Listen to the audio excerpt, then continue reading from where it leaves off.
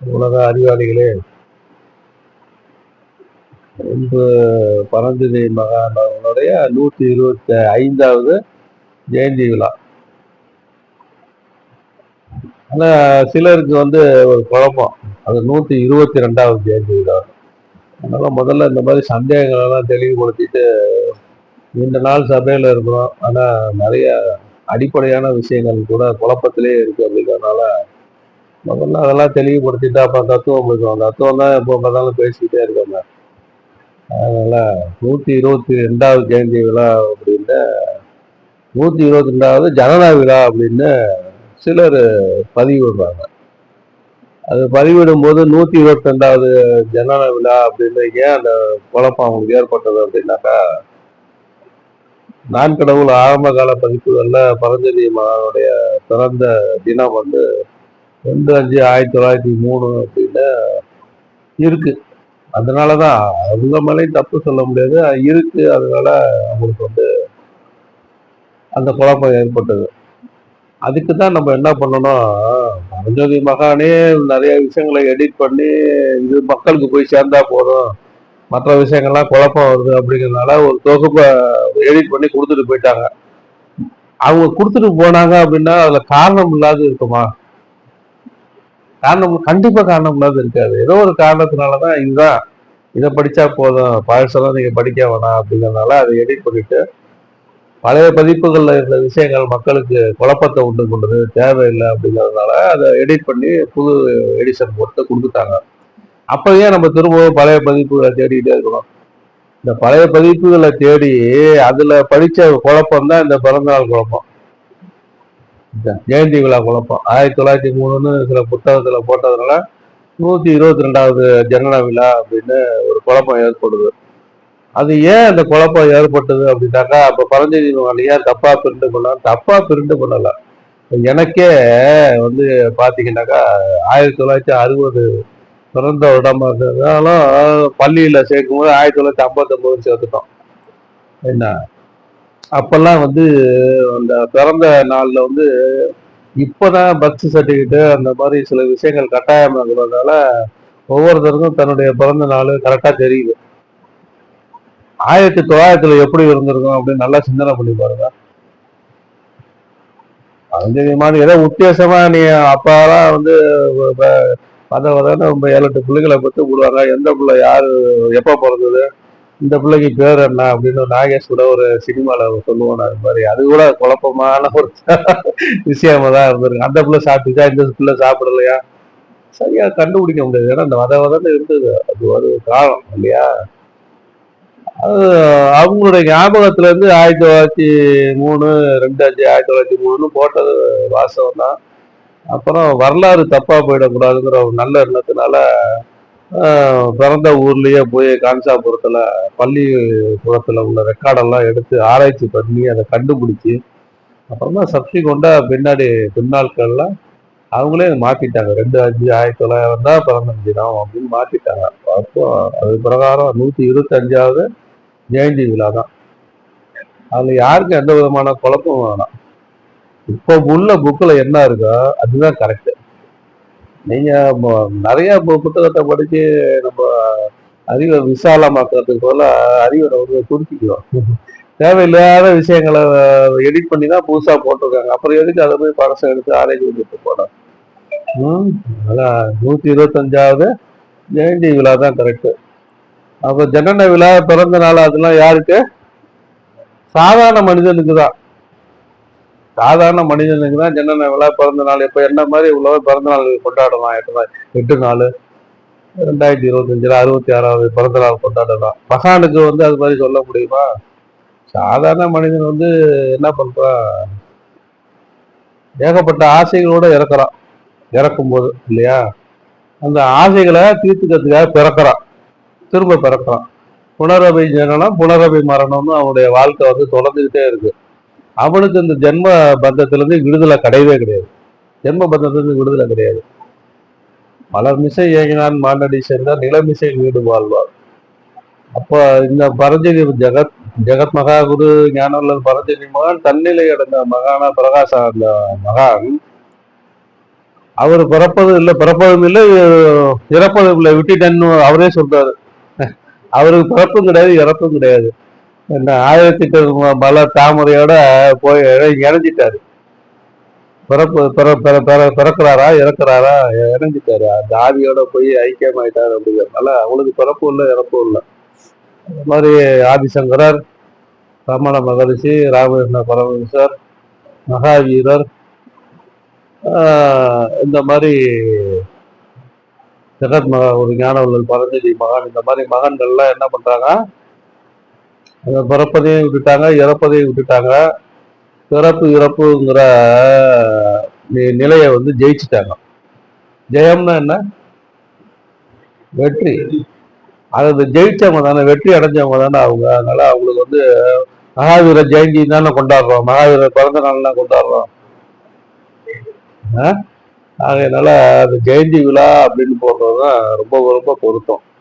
அதே மாதிரி நம்ம சபையில வந்து வாழ்க வளமுடன் அப்படிங்கிற வார்த்தையை பயன்படுத்துறது, நம்ம வாழ்க வாழ்வாங்க தான் பயன்படுத்துறோம். அந்த வார்த்தையை வந்து நம்ம குறை சொல்லல. வையத்தில் வாழ்வாங்கு வாழ்பவன் வானுரையில் தெய்வத்தில் வைக்கப்படணும்னு தான் வள்ளுவர் சொல்றாரு ஒழிய, வள்ளுவர் 1330 குரல்ல எந்த இடத்துலயுமே வளமுடன் மனிதன் வாழணும்னு சொல்லவே இல்லை. அப்படி சொல்லியிருந்தா நம்ம அந்த வார்த்தையை பயன்படுத்திக்கலாம். வாழ்க வாழ்வாங்கன்னு தான் பயன்படுத்துறாரு. அப்ப மனிதன் எப்படி வாழணும்? வாழ்வாங்கு வாழணும். இந்த மாதிரி மனுஷன் வாழ்ந்தான் இறந்தான் அப்படின்னு தக்கார் தகவிலர் என்பது அவர் ஒரு எச்சத்தார் காணப்படும். தக்கார் தகவிலார் என்பது அவர் ஒரு எச்சத்தாருக்கு. வளமுடன் வாழ்ந்தவன் இப்ப இந்த தமிழ்நாட்டிலேயே பெரிய பணக்காரன் செத்து போட்டா 2 நாள் பேப்பர்ல போடுவான், அவ்வளவுதான், மறந்துடுவான். பரஞ்சோதி மரம் நம்ம மறக்கிறோமா? எத்தனை நூற்றாண்டுகள் ஆனாலும் பரஞ்சோதி மாவன் இருக்கிறார், இருக்க போறார். அவர் உடம்புதான் அழிஞ்சது, அவர் அழியல. அவருடைய எண்ணங்கள் வந்து உலக மக்கள்கிட்ட போய் சேர்ந்துக்கிட்டே தான் இருக்கு இல்லையா? ஆகையினால வாழ்க வாழ்வாங்கன்னு பயன்படுத்தணும். வாழ்க, இனிமே நம்ம சபை பிள்ளைகள் வாழ்க வளமுடன் வார்த்தையை பயன்படுத்துறதை விட்டுட்டு வாழ்க வாழ்வாங்கன்னு பயன்படுத்துங்க. யாரும் ஏதோ பயன்படுத்திட்டு போறாங்க. நீங்க எல்லாம் உலக அறிவாளிகள்னு சொல்லக்கூடிய அறிவாளிகள் இடத்துல சேர்ந்துட்டு எதுக்கு அதை போய் பயன்படுத்துவானே? இனிமே அதை பயன்படுத்துங்க. வாழ்க வாழ்வாங்க அப்படின்னு பயன்படுத்தும். சரியா? அப்புறம் இன்னும் எதவோ சொல்லணும்னு நினைச்சேன். தர்மம் தர்மம் தர்மம்னு ஒரு குழப்பம் இருக்கு மக்கள்கிட்ட. தர்மம் அப்படிங்கிறது வந்து வடமொழி சொல்லு, நம்ம தமிழ் சொல்லல. தர்மம் அப்படின்னா வடநாட்டுல வந்து என்ன அர்த்தம் அதை எடுத்துக்கிறாங்க அப்படின்னு பார்த்தோம் அப்படின்னாக்கா, இறை சிந்தனையோட இருக்கிறதுக்கு பேர் தர்மம். இறை சிந்தனையோட இருக்கிறதுக்கு பேர் தான் தர்மம் ஒழிய, நீங்க வந்து பொருளாலே நீங்க செய்யக்கூடிய உதவிக்கு பேர் தர்மம் அல்ல. நம்ம அதை தப்பா புரிஞ்சுக்கிறோம். அதுதான் தர்மம் அப்படின்னா. அந்த இறை சிந்தனையோட இருக்கக்கூடிய நிலை இருக்கு பாருங்க, அதுக்கு பேர் தர்மம்ங்கிறாங்க. இப்ப அதுக்கு நம்ம ஆதாரபூர்வமா கூட நம்ம சொல்லலாம். எப்படி சொல்லலாம்? புத்தம் சரணம் கச்சாமி, தர்மம் சரணம் கச்சாமி அப்படிங்கிறாரு புத்தர். புத்தர் என்ன சொல்றாரு? புத்தர் அந்த இறைநிலை அடைஞ்சவர் தான். இறைநிலை அடைஞ்சவர் அப்படிங்கிறதுனால அவருக்கும் மீண்டும் மீண்டும் பிறக்கக்கூடிய வேலை இல்லைங்கிறதுனால அவரையும் நம்ம ஜெயந்தி புத்த ஜெயந்தி தான் கொண்டாடுறோம். பார்த்துருக்கீங்களா? அதனால இனிமே மகான்களுடைய பிறந்த நாளை கொண்டாடக்கூடிய ஒரு சூழல் ஏற்படும் போது ஜெயந்தி விழா அப்படின்னு குறிப்பிட்டு பழகுங்க. ஜனன விழா, மரண விழா, மரணமும் கிடையாது அவங்களுக்கு. அதனாலதான் நம்ம வந்து என்ன பண்ணோம், தைரிய தின விழா அப்படின்னு கொண்டாடுறோம். அது மாதிரி அவங்களுக்கு எது மரணம்? அவங்களுக்கு பிறப்பதும் விட்டேன், இறப்பதும் விட்டேன் அப்படின்னு சொன்ன மகான் அவங்கதான் இறக்கலன்னு அவங்க வாயாலே திருவாயாலே வளர்ந்துட்டு போயிட்டாங்க. அப்படிங்கும் போது அவங்களுக்கு போய் ஐக்கிய தின விழா அப்படின்னு ஐக்கியமானது என்ன சொல்லல. எதோட ஐக்கியமாட்டாங்க? இறைநிலையோட ஐக்கியமாயிட்டாங்க. இறைநிலையோட ஐக்கியமானதுனால அவங்களுடைய விழா வந்து ஜெயந்தி விழா தான் பண்ணோம். அப்போ புத்தம் சரணம் கச்சாமி, தர்மம் சரணம் கச்சாமின்னு புத்தர் பாடுறாரு. அப்ப தர்மங்கிறது என்ன? அந்த இடத்துல நீங்க செய்யக்கூடிய உதவியை போய் அதை போய் சரணம் அடைய முடியுமா? எதை சரணடையணும்? இறை சிந்தனையோட இருக்கக்கூடிய நிலையை சரணடையணும் அப்படின்னு புத்தர் சொல்றாரு. அப்ப தர்மங்கிற வார்த்தைக்கு என்ன அர்த்தம்? இறை சிந்தனை. இதுதான் தர்மம். எது தர்மம்? இறை சிந்தனையோட நீங்க எல்லாம் இருக்கீங்கல்ல, உணர்வோட இருக்கீங்கல்ல, இந்த உணர்வோட இருக்கீங்களா? அந்த உணர்வுங்கிறது என்ன முதல்ல? எவ்வளவு நாள் தியானம் பண்ணாலும் அதுல ஒரு குழப்பம் ஏற்பட்டு போயிடுது உங்களுக்கு. நானும் ஒவ்வொரு சத்சங்கத்திலயும் அதை விளக்கிட்டு தான் இருக்கேன். நீங்க செய்யக்கூடிய உணர்வுங்கிறது வேற ஒண்ணுமே இல்லை. இந்த சூரியனுக்கு ஒளி ஏதோ ஒண்ணு கொடுக்குது இல்ல, ஏதோ ஒண்ணு கொடுக்குதா இல்லையா? அந்த இடத்துல பூமி, கோள்கள், நட்சத்திரங்கள்லாம் சுழண்டுகிட்டே இருக்கா இல்லையா? இந்த அந்தத்துல நிக்கிறதுக்கு எது காரணம்? சூரியனுக்கு ஒளியா இருக்கிறது எது காரணம்? உங்களுடைய உடல் இயக்கங்களுக்கெல்லாம் எது காரணம்? அதுதான் உணர்வா இருக்கு. அதுதான் உணர்வா இருக்கு. அப்படிங்கும் போது இதை விட வேற ஏதாவது பெரிய விஷயங்கள் இருக்க போதா? திருப்பி திருப்பி ஏமாந்து போய்கிட்டே இருக்கீங்களா நீங்க? அது உணர்வை என்னமோ சாதாரண விஷயமா நினைச்சுக்கிட்டு, உணர்வை சாதாரண விஷயமா நினைச்சுக்கிட்டு ஏதோ ஏமாந்து போறீங்க. அப்போ இந்த ஒரு தியானத்தினால மாத்திரம்தான் தன்னிலையை அடைய முடியும். மற்ற தியானத்தினால அடையறதுக்கு வாய்ப்பு இல்லை. ஏன் அப்படின்னு கேட்டீங்கன்னா, மற்ற தியானத்தை எல்லாமே மனசை மையப்படுத்தி செய்யக்கூடிய தியானங்கள். மற்ற தியானம் எல்லாமே என்ன? மனசை மையப்படுத்தி செய்யக்கூடிய தியானம். அப்ப அந்த செல்வராஜ் தான் கேட்பாரு, ஏங்க ஐயா நிறைய பெரிய பெரிய ஆன்மீகவாதிகள்லாம் இந்த மனது அப்படிங்கிற இடத்துல வந்து நின்றுடுறாங்க அப்படின்னு. அவர் வரல இன்னைக்கு சந்தர்ப்பம், அவருக்கு பதில் இப்போ வருது பாருங்க. அது எப்ப வருது என் வாயில அப்படின்னு சொல்ல முடியாது, ஏதோ சந்தர்ப்பத்துல வர்றதுதான். அப்ப மற்ற தியானங்கள் எல்லாமே மனசை மையப்படுத்தி செய்யக்கூடிய தியானம். மனசை மையப்படுத்தி செய்யக்கூடிய தியானம் அப்படின்னா, நம்ம ஒரு தியானம் மாத்திரமே என்ன பண்ணுது? மனசை தாண்டி போகுது. மனசை தாண்டி போகக்கூடிய வல்லமை இந்த ஒரு தியானத்துக்கு மாத்திரமே இருக்கு. அப்போ மனசு தாண்டி போகாட்டி அங்க என்ன ஆகுது அப்படிங்கிற விஷயத்த நல்லா சிந்தனை பண்ணி பார்த்தீங்கன்னா, நான்கிற ஆணவம் அழியறது இல்லை. நான்கிற ஆணவம் மனசு இருக்கிற வரைக்கும் நான்கிற ஆணவம் அழியாது. நான்கிற ஆணவம் அழியாத வரைக்கும் உனக்கு புத்தி இல்லை.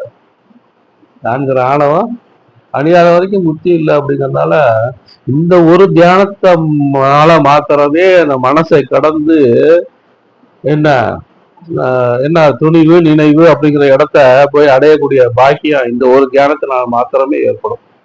ஆகையினால நீங்க செய்யக்கூடிய தியானம் வந்து பெரிய விஷயம். அப்படிங்கிறதுனால இது ஒரு வந்து அலட்சியமா நினைக்காது. இது உங்களுடைய பிறந்து புனரபி ஜனனம், புனரபி மரணம், பிறந்து இறந்து கஷ்டப்படக்கூடிய ஒரு நிலையை மாற்றி அமைக்கக்கூடிய தியானம் இந்த தியானம் ஒண்ணுதான். வேற எந்த தியானத்தினாலும் முடியாது. வேற நான் அதை பண்றேன், மந்திர உச்சாரணம் பண்றேன், ஜபம் பண்றேன். எனக்கு அங்க ஜக்கி வாசுதேவ் தியானம் சொல்லி கொடுத்துருக்காரு. ஜக்கி வாசுதேவ்கிட்ட போய் தியானம் வாங்கினவரும் ஒருத்தர் பேசியிருக்காரு. இந்த இதுல பாருங்க, என்ன நக்கீரன் ஆசிரியர் பிரகாஷன் ஒருத்தர் இந்த வீடியோல இருக்கு. ஒண்ணுமே தெரியல, இப்ப இங்க வந்ததுக்கு அப்புறம் தான் என்னோட அறிவு விளக்க ஏற்பட்டிருக்கு அப்படின்னுங்கிற மாதிரி பேசினாரு. அது பேசின சில கருத்துக்களை நமக்கு உடன்பாடு இல்லைனாலும் சில விஷயங்கள் நம்ம அதுதான் அறிஞ்சறிந்து முதல்ல என்ன அறிஞ்சது தள்ளுவது ஞானம். நம்மகிட்ட உள்ள வேண்டாத விஷயங்களை நீ தள்ளணும். அறிந்து கொண்டுகிட்டே இருக்கிற வேண்டாத விஷயங்களை தள்ளல, உனக்கு ஞானம் கிடைச்சிருமா?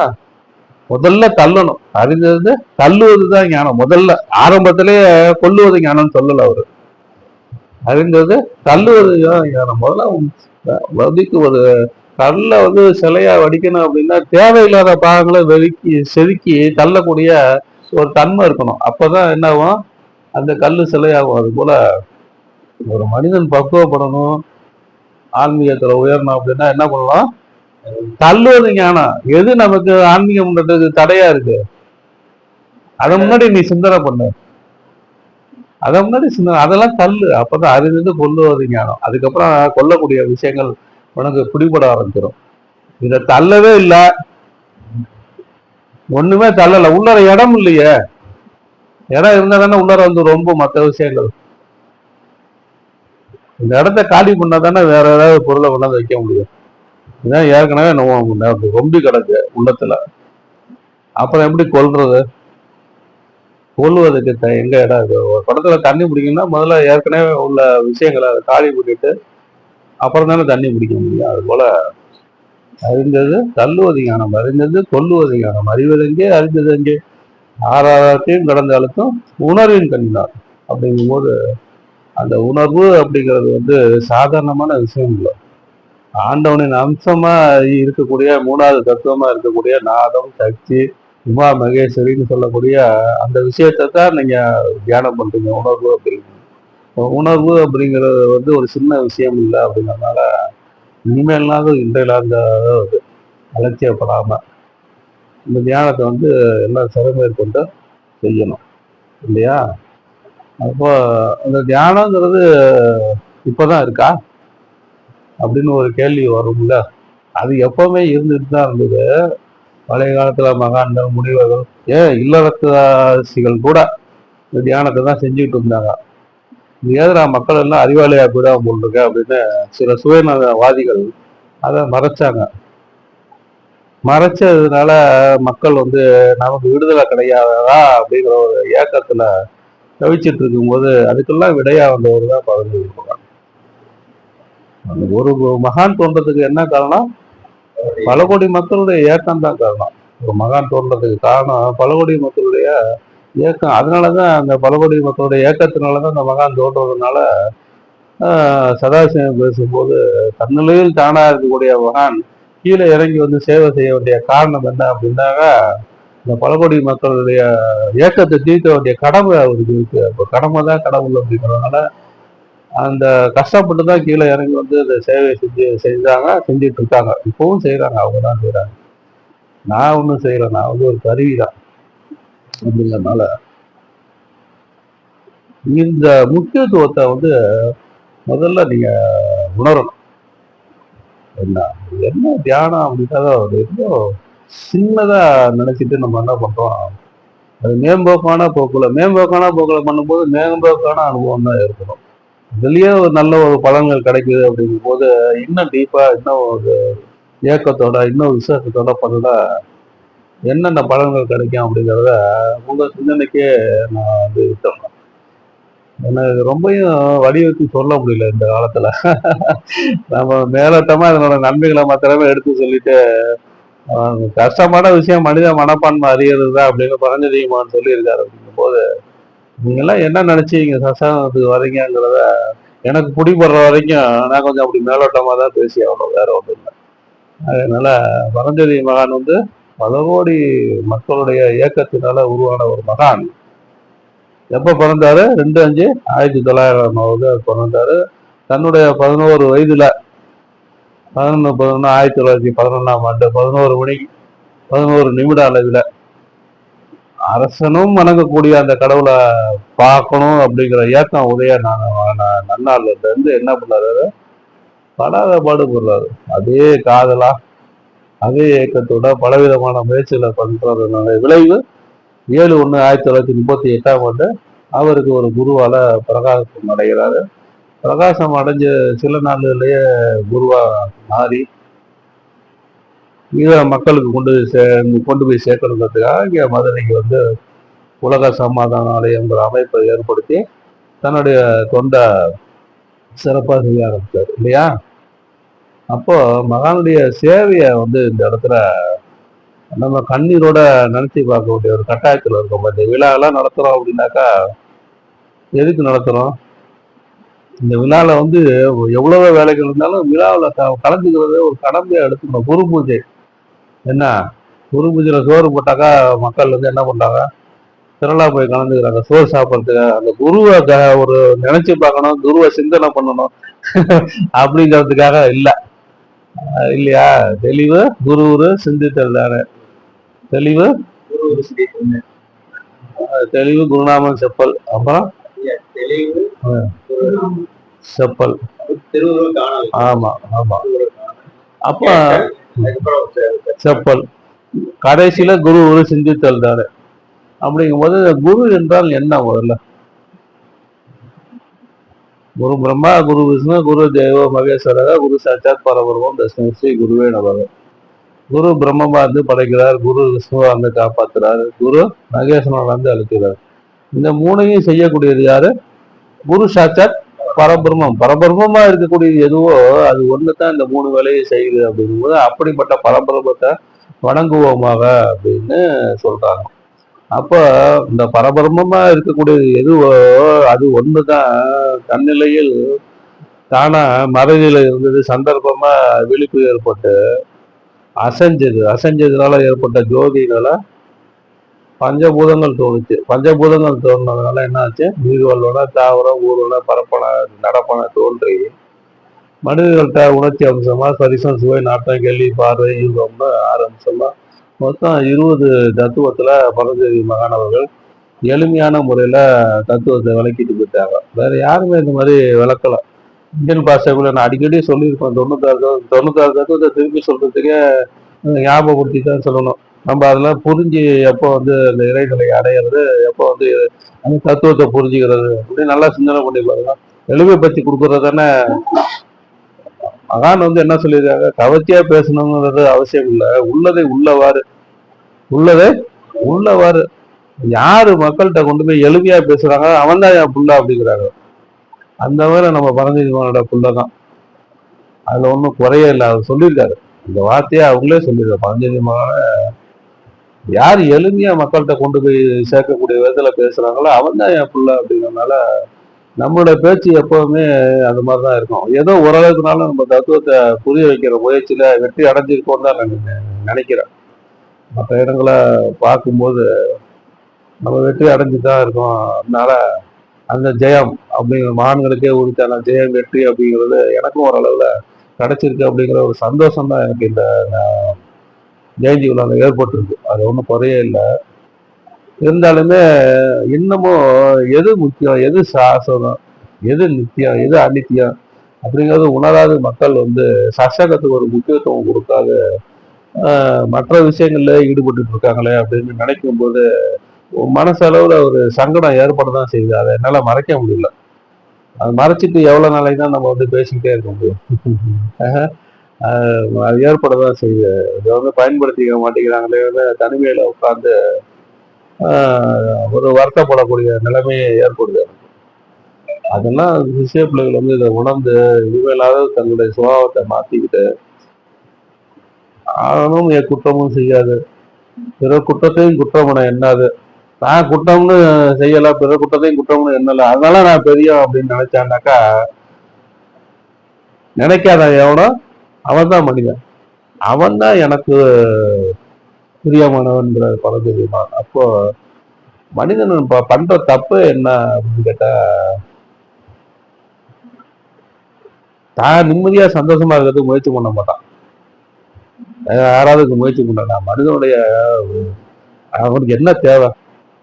உலகத்துல உள்ள சகல ஜீவராசிகளும் நிம்மதியாகவும் சந்தோஷமாகவும் இருக்கதான் முயற்சி பண்ணுது. அப்படிங்கும் போது மனிதனுக்கு மாத்திரம் அது விதி விளக்க. அவனுக்கு அதுக்கு தானே முயற்சி பண்ணணும்.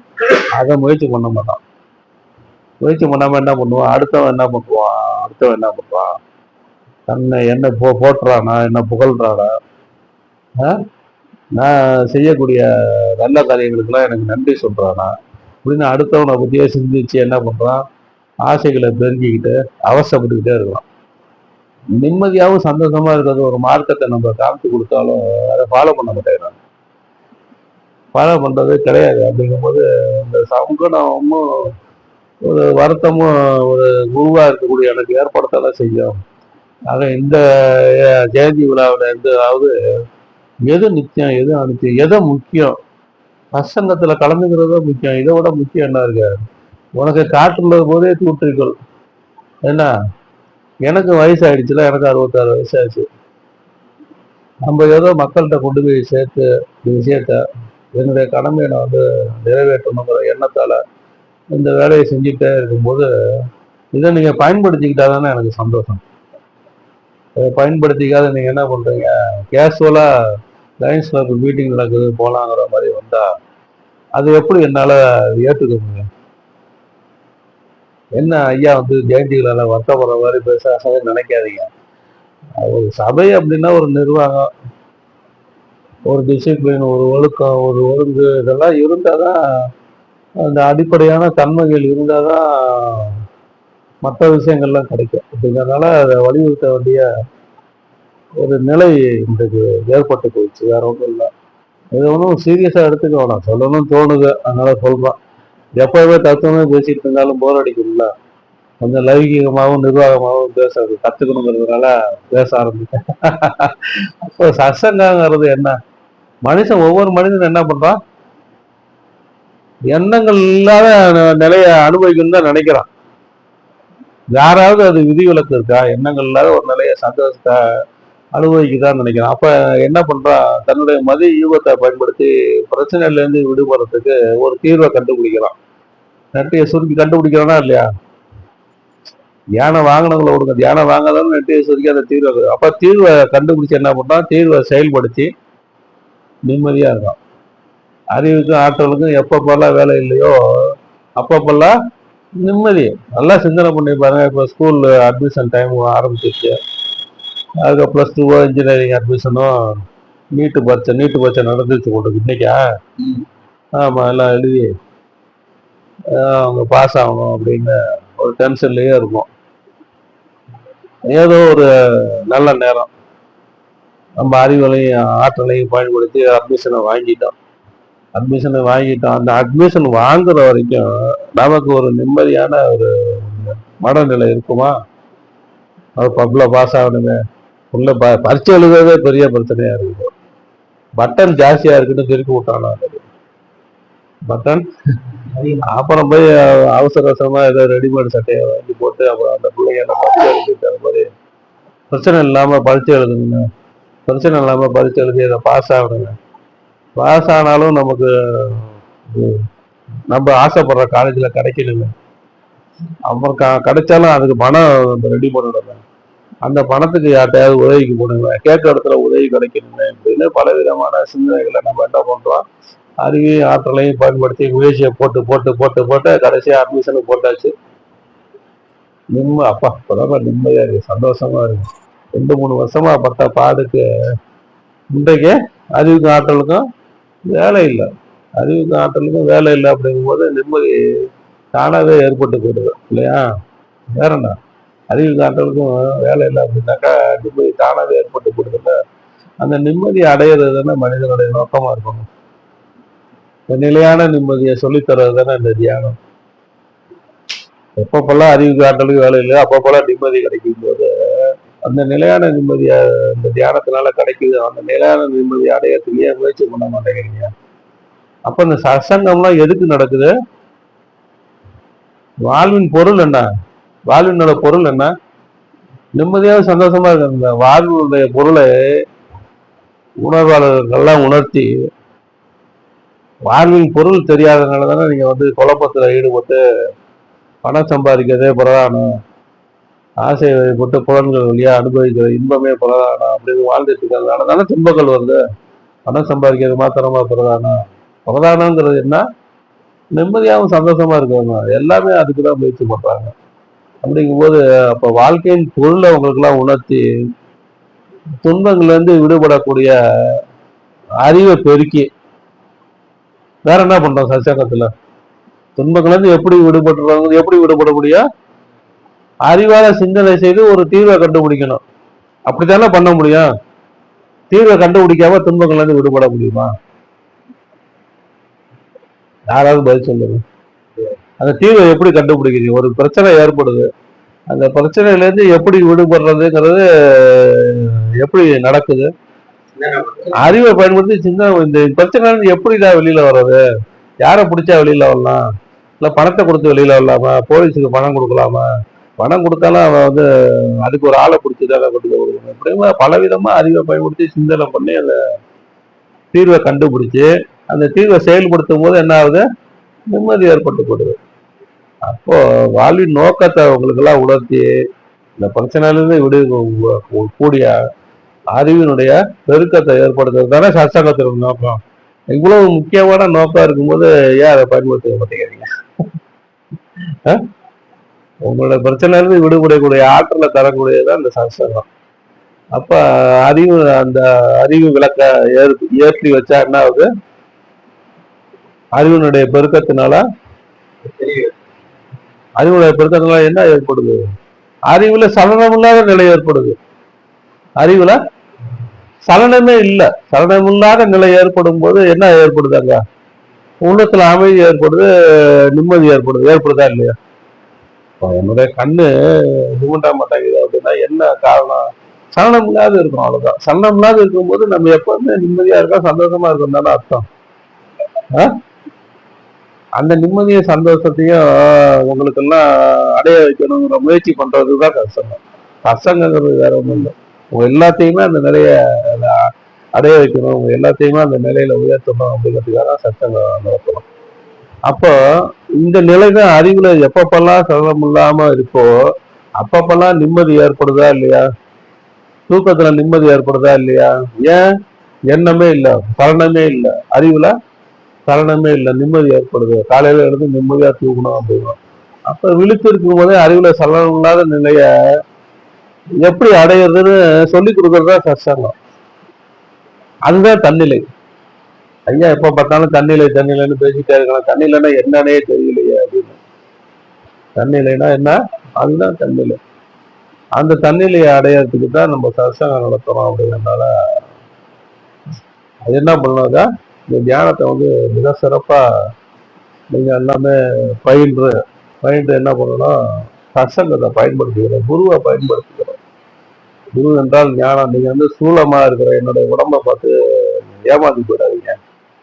குரு என்றால் ஞானம். இந்த சூலமா இருக்கக்கூடிய இந்த உடம்பு எப்படி இருக்கு, அந்த ஞானத்துக்கு கரியா இருந்து செயல்படுது. அப்படிங்கிறதுனால என்னை வந்து நீங்க வந்து ஞானம் குரு அப்படிங்கிற பாவனையில பாத்தீங்க அப்படின்னா என்ன நீங்க பயன்படுத்திக்கலாம். அப்போ என்கிட்ட உள்ள குற்றங்கள்லாம் உங்க கண்ணுக்கு தெரியாது. நானும் என் குற்றமும் செய்யாது, பிற குற்றத்தையும் குற்றமுடைய எண்ணாது. நான் இந்த மாதிரிலாம் குற்றம்லாம் செய்யாம இருக்கேன், அதனால நான் பெரியவர் நினைச்சுக்கிறவன் மனிதனே இல்லை. யார் இதெல்லாம் செய்யாம பெரியவன் நினைக்காம இருக்கானா அவன் தான் மனிதன் அப்படிங்கிறது. அதனால நான் எப்படியோ இருந்துட்டு போறேன், உங்களுக்கு என்ன? என் வாயிலேருந்து வரக்கூடிய கருத்துக்கள் உங்களுடைய அறிவு ஆக்கத்துக்கும் உங்களுடைய தன்னிலை அடையக்கூடிய ஒரு நிலைமைக்கு உதவியா இருக்கா இல்லையா? அதை பயன்படுத்திக்கோங்க. அதையே பயன்படுத்த தயங்குறீங்க. அதனால அதுதான் மூலாதாரத்து மூண்டலு கணலை காலால் இருக்கும் கருத்தறிவித்தே அப்படிங்கிறாங்க அபய பிராட்டியார். அப்ப என்னாருடைய சிவனை போட்டு என்னாட்டருக்கு இறைவா போட்டு அப்படின்னு அந்த ஆண்டவன் இருக்கக்கூடிய இடம் எங்க இருக்கு? மூலாதாரமா இருக்கக்கூடிய அந்த மூலாதாரத்துல எழக்கூடிய மூண்டலு கடலை குண்டலடி சக்தி அப்படிங்கிறத எழுப்பி நெற்றிக்கண் ஆகியாசனம் சுழிமுனை அப்படிங்கிறது சொல்லக்கூடிய இடத்துல யாரு காமிக்கக்கூடிய வல்லமை இருக்கோ அவங்கள குருவா ஏற்றிக்கிட்டு, எல்லாத்தனையும் அதை காமிக்கக்கூடிய வல்லமை இருக்கா அவங்கள குருவா ஏற்றிக்கிட்டு, சும்மா எல்லாம் காமிக்க முடியாது. சும்மாலாம் அதை காமிச்சு கொடுக்க முடியாது. காந்த சக்தினாலதான் அதை தொட்டு எழுப்பி அது அந்த மூலாதாரம் சொல்லக்கூடிய இடம் வந்து ரொம்ப ஒரு இக்கட்டான இடத்துல இருக்கு. இருந்தாலுமே நம்ம பாவனையா முதுகந்தண்டை தட்டி காமிச்சு அதை காமிக்கணும் அப்படின்னாக்கா அது தவ ஆற்றலாலதான் அதை செய்யணும். அப்படிங்கிறதுனால அந்த தவ ஆற்றல் உள்ள ஒரு குரு அடைஞ்சு அதை பயன்படுத்திக்கணுங்கிறத நமக்கு. அப்போ இந்த தியானம் வந்து எப்படி இருக்கு, அவ்வளவு ஒரு சிறப்பான ஒரு தியானத்தை தான் நீங்க பயன்படுத்திருக்கீங்க. இந்த தியானத்தின் மூலியமா தான் வந்து 4 ஆணவம் அழியும். 4 ஆணவம் அழியறதுனாலதான் 4 ஆணவம் அழியாத வரைக்கும் என்ன ஆகும்? முக்தி கிடையாது, ஞானம் கிடையாது. அதுதான் இந்த ஒரு தியானத்தை வந்து இததான் மாணிக்க வாசக பெருமான்னு சொல்றாங்க. ஞானத்தை அழிச்சல சுரியாகிய முனை கண்ட பின் உற்றார் உறவட்டாய் சூதும் பல பொய் பேசின தொழிலும் பிறருக்கிட்டாய் வழியாகிய துறை அறிந்தவன் ஒரு அனுஷ்டானமற்றாய் வழங்கிடும் பல நூல் கட்டிடும் அறிவும் பிறருக்கிட்டாய் விழியாகிய மலர் கண்ட பின் ஒரு அர்ச்சனையற்றாய் மெய் நீரிடு திருமந்திரம் விட்டாய் சிவமுற்றாய் அழியாபதி குடியேறினை அச்சம் பலவற்றாய் யாரப்போவர் நிலையுற்றவர் அலைவற்றது மனமே அப்படிங்கிறாரு. அப்படின்னு பாடும்போது இதை ஞானத்தை அழிச்சதை பாடுறாங்க. அப்போ இந்த ஆச்சார அனுஷ்டானங்கள் நீங்க பண்ணக்கூடிய பூஜைகள் புலாச்சாரங்கள் எல்லாமே எது வரைக்கும் இந்த சுழிமுனை திறப்பு வரைக்கும் தான். சுழிமுனை திறந்தாச்சுன்னா அதெல்லாம் தேவையில்லைங்கிறார். நான் சொல்லல, மாணிக்கவாசகர் பெருமான் சொல்றாரு. அந்த சுழிமுனை திறந்ததுக்கு பிற்பாடும் அது இது என்ற இருநிலை எதிர்த்தே விட்டு எந்நிலைக்குடையவராரோ அவரே தன்னிலை அடைவார். அதனால இந்த சுழியாகிய முனை நெற்றிக்கண் அப்படிங்கிற அந்த சுழிமுனைய உங்களுக்கு எல்லாம் திறந்து விட்டாச்சு. இந்த தியானத்தை வந்து பயன்படுத்தி சத்சங்கத்துல கலந்துக்கிட்டு, சத்சங்கங்கிறது தான் இப்போ சத்சங்கத்தோட சிறப்பை தான் நம்ம திருப்பி திருப்பி சொல்லிக்கிட்டே இருக்கோம், வலியுறுத்துறோம். ஏன் அப்படின்னாக்கா, இந்த சத்சங்கம் வந்து பரஞ்சோதி மகான் வந்து பரப்பு அப்படின்னு சொன்ன ஒரு வார்த்தைக்காக ஞானஒளி மகான் தன் மூச்சு இருக்கிற வரைக்கும் அந்த விஷயத்த பரப்பிக்கிட்டே இருந்தாங்க. அவங்க வந்து தன்னை அறிந்த, தன்னிலையில் இருந்த அந்த சுக அனுபவத்திலிருந்து விலகி வந்து மக்களுக்கு சேவை செய்யறாங்க. அப்படிங்கும்போது அவங்களோட கருணையை நம்ம நினைச்சு பார்க்கணும். இப்போ என்னைய ஞானவழி சாமிகள் வந்து நீ வந்து தியானம் சொல்லி தரணும்னு சொன்ன போது நான் அதை வேண்டாம் அப்படின்னு மறுதளித்தோம். ஏன் அப்படின்னாக்கா, இதுல உள்ள சிரமங்கள் புரிஞ்சதுனால நம்ம வந்து நம்ம ஜென்ம கடத்தை ஜெயிச்சுக்காக தான் அந்த தியானத்தை கத்துக்கிட்டோம். எனக்கு அந்த பொறுப்பெல்லாம் வேண்டாங்க அப்படின்னு சொன்ன போது, பரஞ்சதிமான் அப்படி நினைச்சிருந்தா உனக்கு இந்த பாக்கியம் கிடைச்சிருக்குமா?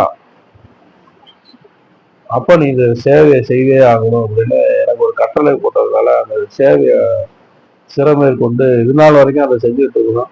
இனிமேலும் செய்வோம். மூச்சு இருக்கிற வரைக்கும் செய்வோம். தன்னலம் கருதாது, என்ன தன்னலம் கருதாது, எதையும் எதிர்பார்க்காது உண்மையான சேவையை செய்யக்கூடிய இந்த சபையை உண்மையான இயக்கம் உள்ளவங்க, உண்மையான உணர்வாளர்கள் என்ன பண்ணணும், பயன்படுத்திக்கணும். அப்ப அந்த பயன் எப்ப கிடைக்குது அப்படின்னு கேட்டீங்கன்னாக்கா, உண்மையான இயக்கம், உண்மையான விசுவாசம் உள்ளவங்களுக்கு அவங்களோட தியான பலனுக்கு தகுந்த மாதிரி தன்னிலைங்கிறத சுக அனுபவம் கிடைக்குது. எல்லாத்துக்கும் கிடைச்சிடாது, எல்லாத்துக்கும் கிடைச்சிடாது. இந்த தியான தன்னிலைங்கிற சுக சுக அனுபவம் எப்போ ஏற்படுது, எப்போ ஏற்படுது? தியான பலனுக்கு தகுந்த மாதிரிதான். உண்மையான இயக்கத்தோட அந்த தியானம் அந்த பண்ணும்போது அந்த பலனுக்கு தகுந்த மாதிரி எப்படி எப்படிலாம் நீங்க தியானம் பண்ண அது தகுந்த மாதிரி சுக அனுபவம் தன்னிலை ஏற்படுது. அப்ப நான் இவ்வளவு நாள் தியானம் பண்ணேன், எனக்கு தன்னிலை ஏற்படலையே. அதுக்குதான் கட்டளையில 10 கட்டளை, ஒரு கட்டளை 10 ஆண்டுகள் வச்சு அப்பனாச்சும் 10 ஆண்டுகள் டயம் தரம்பா. 50 வருஷம்னாலும் வர மாட்டேங்கிறாங்க. 10 ஆண்டு என்ன 50 வருஷம் தியானம் பண்ணவனும் ஒண்ணும் இல்லாத எவ்வளவு பேர் இருக்கான் நாட்டுல. ஒண்ணும் இல்லாததான் நான் அதை வந்து வருத்தத்தோட தான் சொல்றேன். பரஞ்சோதி மாட்ட தியான வாகனங்களே அந்த தன்னிலைங்கிற நிலையை அடையாதவங்க எவ்வளவு பேர் இருக்காங்க. அந்த நம்ம அதுக்காக நம்ம கடமையை வந்து செய்யாம இருக்க முடியாது. நம்ம கடமையை செய்யறோம், என்ன பலனை எதிர்பார்க்க. நம்ம ஆரம்பத்திலே பேசணும்ல, என்ன சொன்னோம், என்ன போட்டணும் போகணும்னு நினைச்சா நான் ஏமாத கூடாது. நம்ம கடமையை செய்யறோம், அதை வந்து அந்த அளவுல நம்ம சந்தோஷப்பட்டுக்கிட்டோம்னா நமக்கு எந்த பிரச்சனையும் இல்லை. அப்படிங்கிறதுனால அப்பதானே நம்ம நிம்மதியா இருக்க முடியும். நிம்மதினு அடுத்தவங்களுக்கு சொல்லிட்டு நான் நிம்மதியை விட்டு விலகி வாழ முடியுமா? அதெல்லாம் அந்த நிம்மதியோட எப்பவுமே இருக்கும். அப்படிங்கிற சந்தோஷத்தோட நீங்களும் அந்த நிம்மதியை, தன்னிலை அப்படிங்கிற பேரானந்த சுகானந்த அனுபவத்தை அடைஞ்சு பிறவி பெருங்கடல் நீந்தி மீண்டும் பிறவா நிலையை அடையணும் அப்படிங்கிற என்னோட நல்ல எண்ணத்தை இந்த பரஞ்சோதி மகானுடைய 125வது ஜெயந்தி விழால பிரகடனப்படுத்தி இந்த உரையை நிறைவு செய்கிறேன். சந்தோஷம்.